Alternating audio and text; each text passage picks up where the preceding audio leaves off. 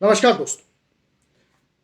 आपने अगर dot pen से लिखा हो तो आपको एक पेन का विज्ञापन याद होगा, रोटोमैक पेन, जिसके विज्ञापन में सलमान खान भी आया करते थे। लिखते लिखते लब हो जाए, रोटोमैक। इसी रोटोमैक की कहानी आज मैं आपको सुनाने जा रहा हूं। इसके मालिकों ने किस तरीके से देश के बैंकों को कई सौ करोड़ रुपए का चूना लगा दिया है। जी हां, कई सौ करोड़ रुपए का।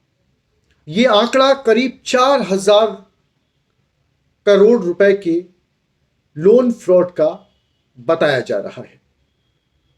इस केस में सीबीआई इन्वेस्टिगेशन कर रही है। सबसे बड़ी बात यह है कि 4 कंपनियां, एक कर्मचारी और 2100 करोड़ लोन का जो ये फ्रॉड है, इसको सीबीआई ने क्रैक किया और इस घोटाले को बहुत बड़ा घोटाला माना जा रहा है। कानपुर की एक कंपनी है रोटोमैक। बहुत इसका नाम सुना था, इसके पेन से मैंने भी लिखा था, आपने भी लिखा होगा। लेकिन आपको यह नहीं पता होगा जिस पेन से आप लिख रहे हैं, जिस पेन से आप हस्ताक्षर कर रहे हैं, इस पेन को बनाने वाली कंपनी के मालिक देश के बैंकों को करोड़ों का चूना लगा रहे होंगे। कानपुर की रोटोमैक कंपनी ने 4 कंपनियों को 26,000 करोड़ रुपए का इन कंपनियों से कारोबार किया। और इसमें जानते हैं एक खास बात क्या थी? ये चारों कंपनियां एक ही पते पर और एक कर्मचारी के जरिए चलाई जा रही थी। जी हां, रोटोमैक कंपनी ने जिन कंपनियों के साथ 26,000 करोड़ रुपए का कारोबार किया, वो चारों कंपनियां फेक कंपनी थी। और इसमें काम करने वाला जो एक कर्मचारी था, वो सारा ताना बाना बुनकर इस चक्रव्यूह में बैठकर चीजों को अंजाम दे रहा था। जब इस मामले का खुलासा हुआ तो सीबीआई भी हैरान रह गई। सीबीआई इस बात की जांच कर रही है कि कैसे एक शख्स ने 4 फर्जी कंपनियां बनाकर 4 कंपनियों के जरिए 26,000 करोड़ का कारोबार करके एक ही पते पर एक ओनर होके कैसे इतने बड़े फ्रॉड को अंजाम दिया, कैसे वो बैंकों से लोन पाता रहा एक के बाद एक। और एक कर्मचारी वाली इस कंपनी ने कारोबार के आधार पर, जो 26,000 करोड़ का कारोबार था, उसके आधार पर 2100 करोड़ रुपए का कैसे बैंकों से कर्ज ले लिया। जब इस बात के खुलासा हुआ तब सीबीआई के अधिकारी भी हैरान रह गए।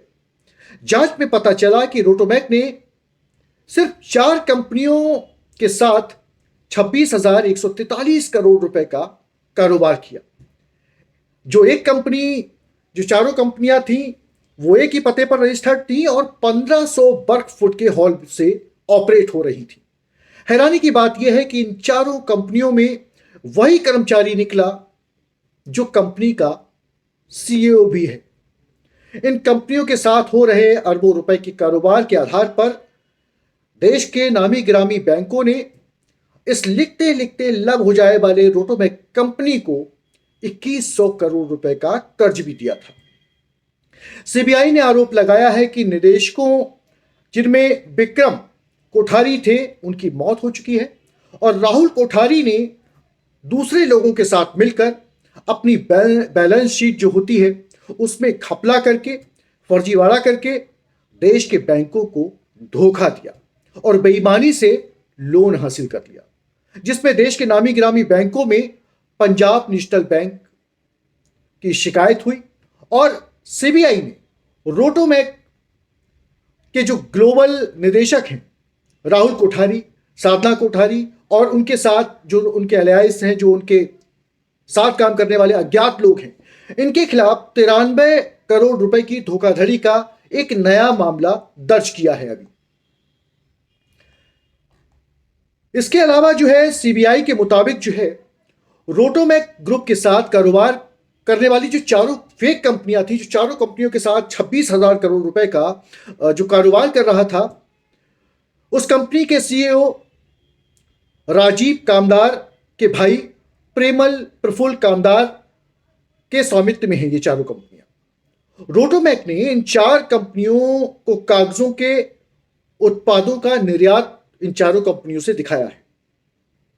ये सभी कंपनियां बंज ग्रुप से रोटोमैक को सामान बेच रही थी।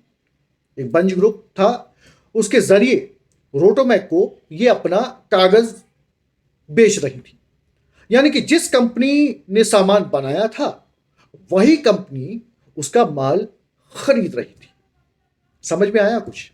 यानी कि जैसे अगर मैं कोई प्रोडक्ट बना रहा हूं और मैंने चार अलग अलग कंपनियां अपनी बना रखी हैं और मैं कागजों पर अपने दस्तावेजों में उन्हीं चार कंपनियों को अपना प्रोडक्ट बनाकर बेच रहा हूं, जिन चार कंपनियों को मैंने खुद बनाया था, और वही चार कंपनियां इस प्रोडक्ट को खरीद रही थी।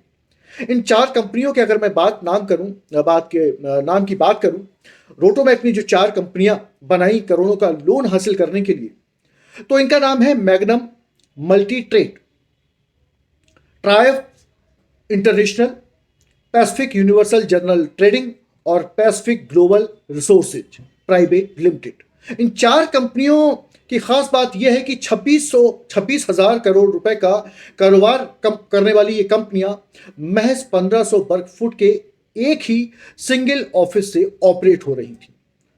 जब इस बात का थोड़ी सी भनक लगी पीएनबी बैंक को, तो उसने शिकायत की और एक एफआईआर दर्ज उसकी शिकायत पर हुई।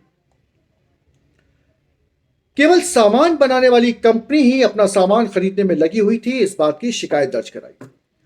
अब बात यह है कि एक कर्मचारी इतने बड़े कारोबार को, करोड़ों के अरबों के टर्नओवर को कैसे अंजाम दे रहा था। जब सीबीआई के पास ये शिकायत पहुंची तो उसने जांच शुरू की और सामने आया कि 26,000 करोड़ का कारोबार दिखाने वाली ये रोटोमैक की जो चार कंपनियां थी उसमें एक कर्मचारी था, जिसका नाम मैंने बताया कि प्रेमल प्रफुल्ल कामदार, जो सीईओ भी था इस कंपनी का।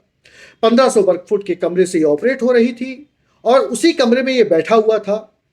पोर्ट से लेकर लैंडिंग, अपलोडिंग, लोडिंग, अपलोडिंग का ये सारा काम उस कमरे से, 1500 वर्ग फुट के कमरे से ये कर रहा था। सीबीआई ने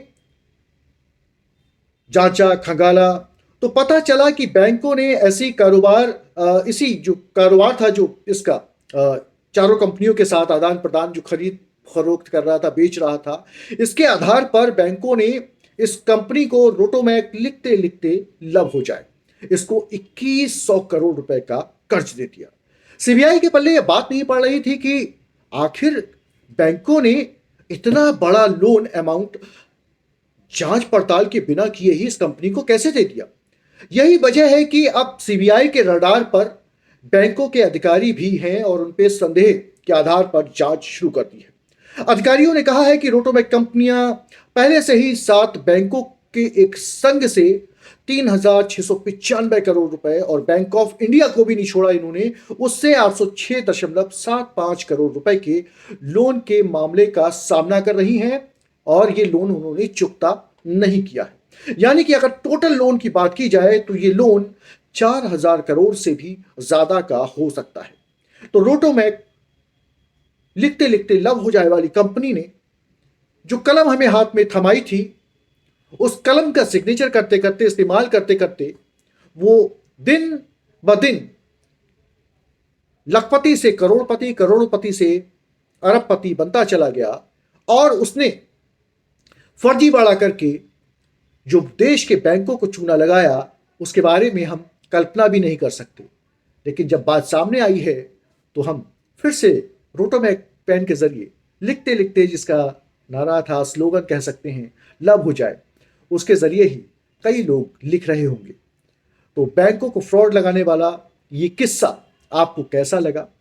कई तरीके के बैंक फ्रॉड देश में हो रहे हैं बैंकों के साथ लोन लेकर, लेकिन इस पेन कंपनी ने जिस तरीके से घोटाला किया वो वास्तव में बहुत ही जहन दिमाग के काम करने वाले शख्स के पास हो सकता था, और ये शख्स कोई और नहीं बल्कि रोटोमैक कंपनी का जो सीईओ, जिसे कहें इन चारों कंपनियों को ऑपरेट कर रहा था, प्रेमल प्रफुल्ल कामदार ही था।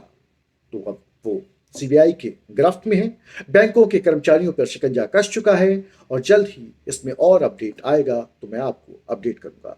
आपको जालसाजी की ये कहानी कैसी लगी, जो एक कमरे में बैठकर करोड़ों रुपए के लेन देन को ऑपरेट कर रही थी और उसके आधार पर अच्छा खासा करोड़ों रुपए का लोन भी उसने पा लिया था।